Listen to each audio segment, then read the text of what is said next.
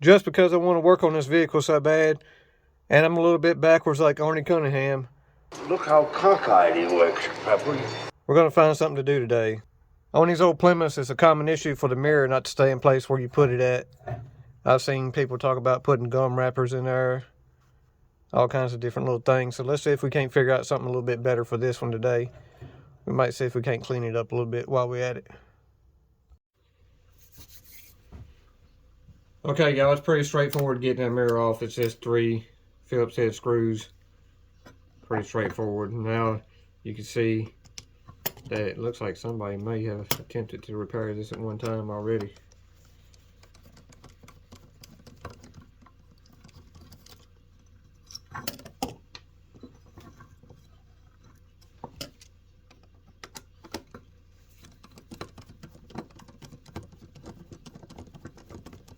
I don't know if these are factory screws, being that they're 2 different sizes.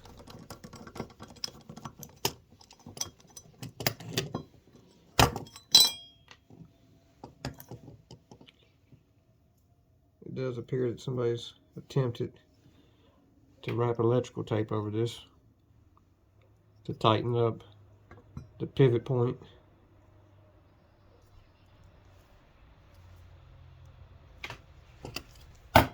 So let's see if we can't get this off. Okay, I went ahead and unwrapped the electrical tape that was on this mounting bracket. I'm going to set that to the side. I decided to go ahead and disconnect the mirror itself from the arm. I don't know about yours, but on this one it was a 4mm Allen head key. So I got that removed. So now we can hopefully shimmy this through here. Maybe not.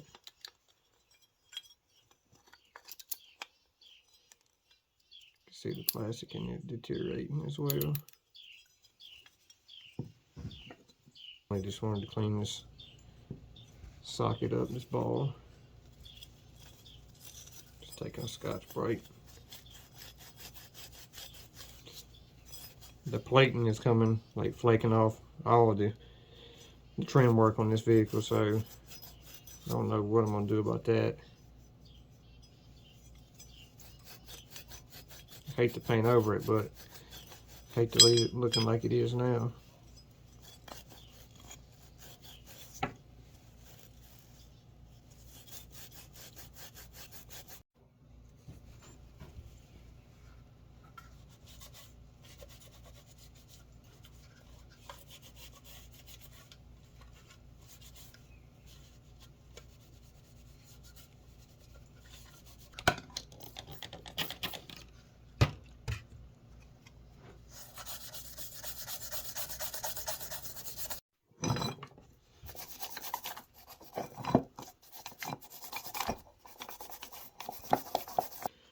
Okay, now I got my parts cleaned up. Let's see if my theory is going to work. What I got here is O-ring assortment kit. You can pick these up from Harbor Freight. It's like 400-piece O-ring assortments.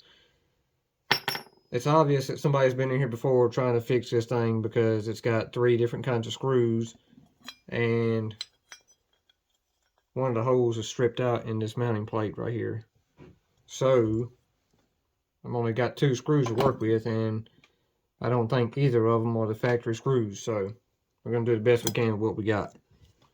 So took a Scotch-Brite, cleaned that up, cleaned up the mounting surfaces, cleaned the tape off of that piece.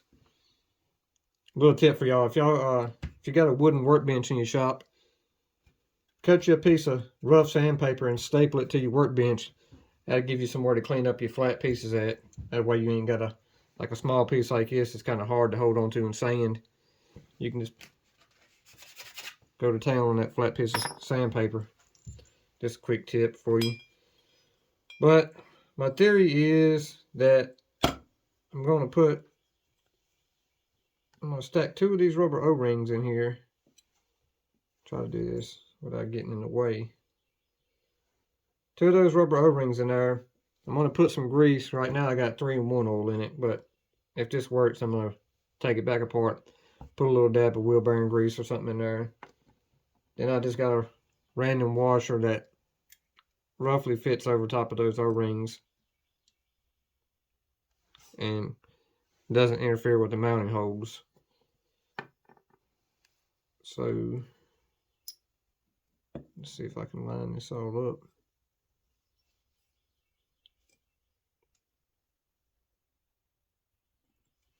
Like I said, none of these screws are the factory screws. One of the holes are stripped out, so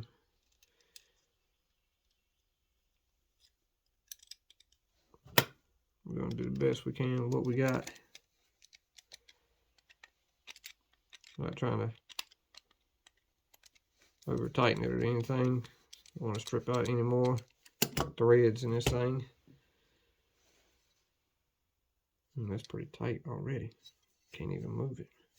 Let's try loosening it up a little bit. It's a little better. Really loosen right there. Don't want it to be dangly like it was before, but don't want it to be so tight where you can't move it. Part of the problem is where the metal's so pitted up. It's tight in some spots, and then other spots it kind of grabs.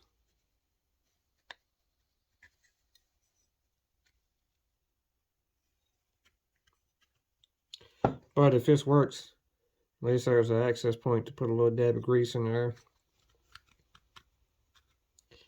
It seems like it wants to work. It's just you're gonna have to play with to get the right amount of tension on it.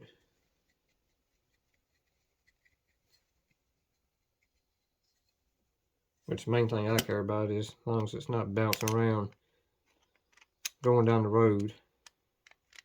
Most time once you get your mirror set, most people leave them alone. That is definitely much tighter. You can still move it, but it's not flopping around. So let's see if we can't bolt the mirror onto it and see what it does once we actually put some weight on it. This piece did have a plastic bushing inside of it that was dry rotted and cracked. I just went ahead and popped it out. It wasn't doing anything.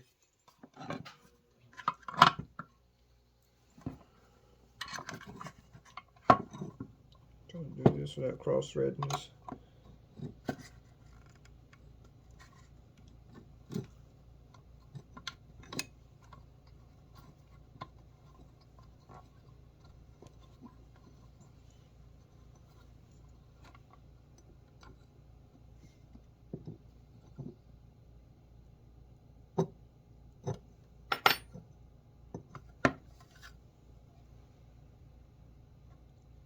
Oh, that's definitely much better.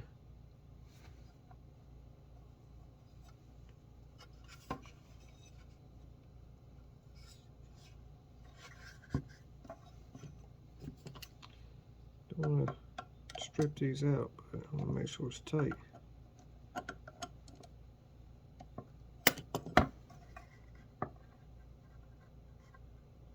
What I think I'm going to do is drop a few more drops of oil down the side there.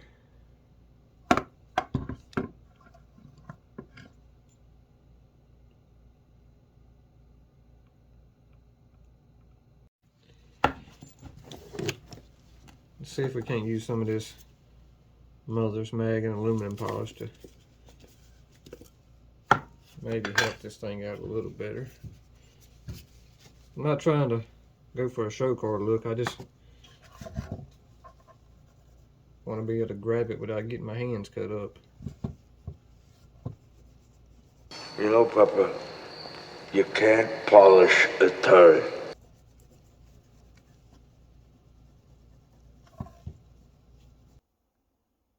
Yeah, I'd say that's much better than what it was before. There was no way it was going to stand up on its own. So let's go put it in the car and see how it looks. Yeah, I'd say that's pretty good, y'all.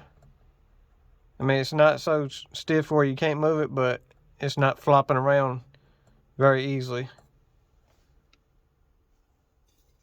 Like I said, it's not show car, so I just wanted to make sure it wasn't dancing around while I'm driving down the road.